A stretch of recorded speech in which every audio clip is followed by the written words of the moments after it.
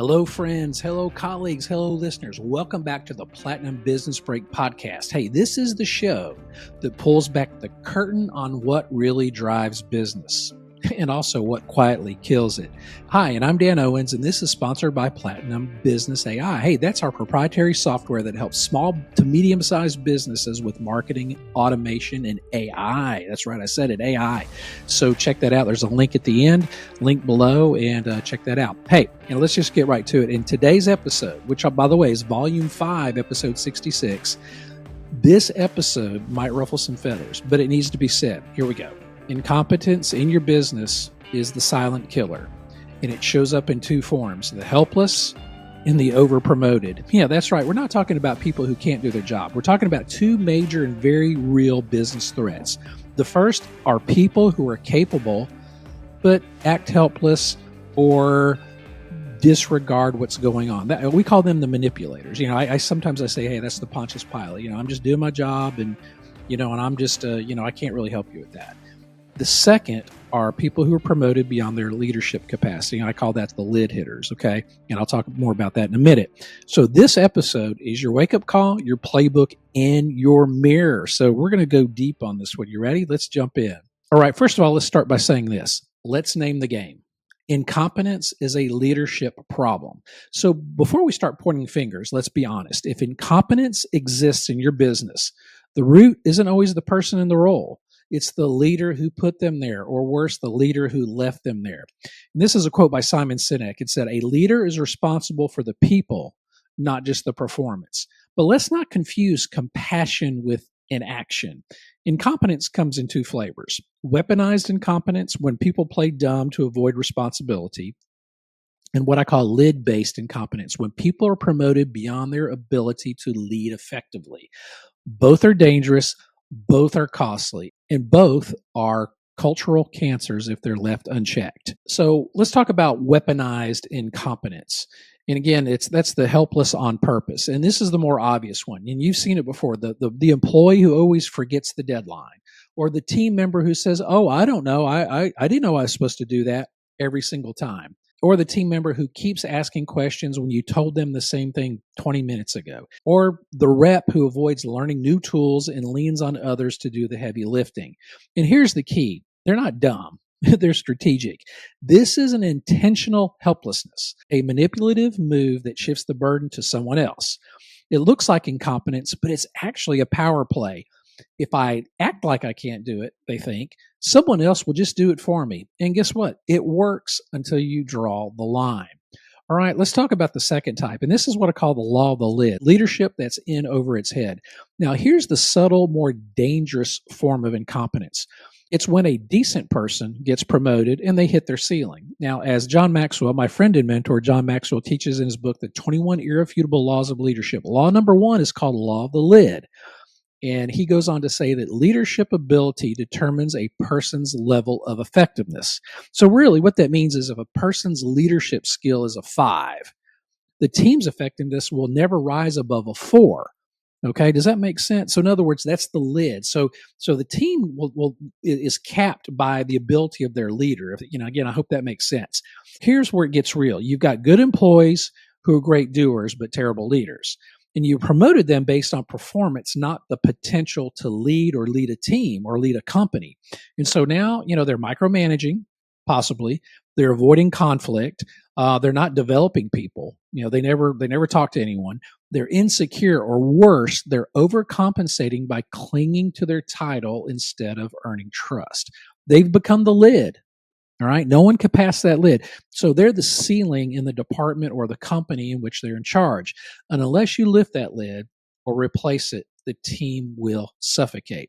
So why does this happen? And I call this the leadership excuse.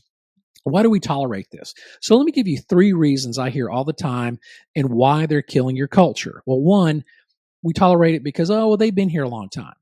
Tenure doesn't equal talent. And seniority doesn't equal strategy. All right. Number 2, they're nice. They're good folks. Nice doesn't move the needle. Competence does. And number 3, you're avoiding having the tough conversation. It's short-term comfort for long-term chaos. Let me be clear. If someone's not leading at the level required in the role, that's a you problem. And the longer you wait, the harder it gets to fix. Okay, so what are some real world consequences? The numbers don't lie here. And we're going to talk about the impact. According to Zengar Folkman, employees with low rated managers are 4 times likely to be disengaged, or low rated leaders, or if they don't have confidence in their leaders, they're 4 times more likely to be disengaged. Disengagement equals turnover, apathy, and low productivity. Gallup 2024 State of the Workplace study showed that businesses with poor managers and unclear leadership pipelines lost up to 33% of salary per disengaged employee in productivity each year. That's thousands, if not millions, walking out the door in wasted hours and lost momentum. That's real money, folks. All right, so let's talk a little case study of a promoted problem. Let me give you a real example. A client of mine had a great warehouse foreman, dependable, sharp, got stuff done. So they promoted him to the operations manager. Within 60 days, employee turnover spiked, processes fell apart, and he stopped communicating and started blaming. So what we did is we sat down, we did a Maxwell DISC leadership capacity assessment. Guess what? He wasn't ready. He was a great doer, but a poor developer. So what did we do? Number one, we moved him back into a specialized ops role that matched his skill set. So number two, we mentored another employee into the leadership role. And number three, the culture recovered within 90 days. So this wasn't failure. It was just realignment, or what we call wrong person in the wrong seat. You don't punish someone for being in the wrong seat. You coach them to the right one. All right. That's the responsibility of leadership. So let's talk about, the Platinum Plan. What can you start doing now? And here's your action plan to clean house right away. Number one, you want to look at all your leadership. You want to evaluate their lid. You got to ask yourself, who's limiting the performance of the team? Not because they're bad, because they're over promoted. Use tools like our Maxwell DISC. Again, we can help you with that, and leadership assessments to find their ceiling. Number two, you want to spot the helpless saboteurs. Look for patterns of passive resistance, manipulation, and learned helplessness. If someone's constantly confused or under-delivering, it's not an accident. You need to address it. But number three, this is really important. You got to build a performance culture. You got to define excellence. What are the expectations? Make it clear, and make them sign something. This is what we expect you to do. This is what you are expected to learn and retain. Number two, you want to coach performance. If you're not using coaching, group coaching, or team coaching, you're missing out, and we could help you with that. But coaching performance is very important. And then you got to measure the improvement. There's a couple ways of doing that. You can do that through, internal net promoter scores. I mean, there's a host of different ways, but the main thing is where were they at? And then where did they go to after you define the excellence and started coaching? Okay. So you want to make it safe to grow in the company, but not safe to hide. And some of you know what I'm talking about. You've seen companies so large that people are under the radar. And I think I told this story before. I worked for a company and in our warehouse. A friend of mine, he was the kind of a manager of a department. And he did absolutely nothing. And what he did is he walked around with a clipboard, and he always acted busy. He had a clipboard with paper and a pencil or pen stuck in his ear, and every once in a while he'd walk around, he'd get it out, he'd write something. He'd look around, he'd look disgusted, shake his head, and he'd walk off. And people were just convinced, and he was actually hiding in plain sight because people thought he was so busy. Even the upper management was afraid to confront him because, oh man, he's busy, he's doing stuff. Well, he was hiding in plain sight. So you got to make sure that your culture makes it safe to grow, not safe to hide. All right, last one, and number four, coach or correct, but don't ignore. Okay, give people a 30, 60, 90-day roadmap. You want to really coach them during that time. Okay, if they rise to what you need them to do, that's awesome. But if not, you got to part ways respectfully because you got to protect the team. I know, and that's a hard one too. So coach or correct. And the last one, you got to promote based on the capacity to lead, not time served. Just because someone's been with the company a long time doesn't mean they could lead.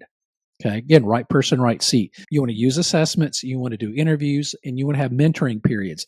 Leadership is too important to wing it. And again, I've seen this all the time. I've seen companies where they hire people who are they needed a number 8 lid and they hired a number 5, and it was kind of like a try. Oh, maybe they'll step up. Most of the times they're not, especially if it's a leadership role, senior management. They're not going to all of a sudden go from a 5 to an 8 or a 4 to a 9. It's just not going to happen. And make sure you're hiring at a higher lid level, just because you want to get the right people in that leadership role. Okay. So here's the final word. We got to say this is the standard. Here's the bottom line. Your business cannot rise above the competence or confidence of your people. No more pretending not to see what you've tolerated for too long. No more rewarding the wrong people with the wrong promotions, and absolutely no more weaponized helplessness. Because world-class businesses, leadership is earned, not handed out like candy at Halloween. So protect your standard, protect your team, audit your team, lead with courage, even when it's uncomfortable.